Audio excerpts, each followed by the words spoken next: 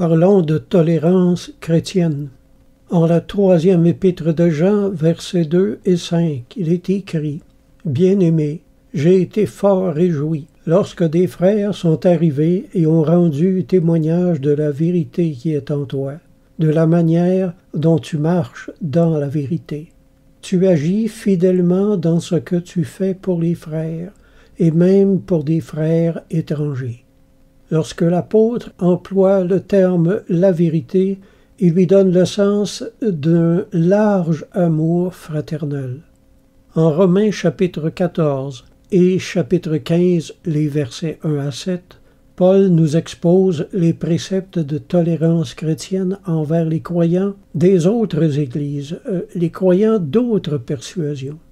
Ce sont des chapitres durs à lire, surtout quand on en comprend toutes les implications pour aujourd'hui et en déduisons les applications pratiques pour nous-mêmes.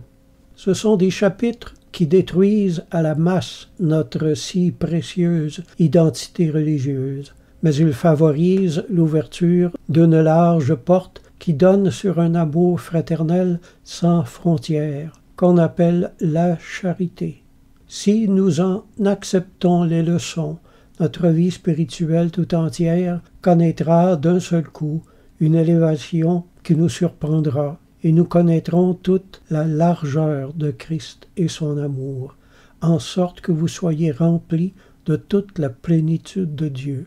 Éphésiens chapitre 3. Par ce texte, nous réalisons à quel point l'élargissement de notre cœur est important pour la connaissance de Dieu.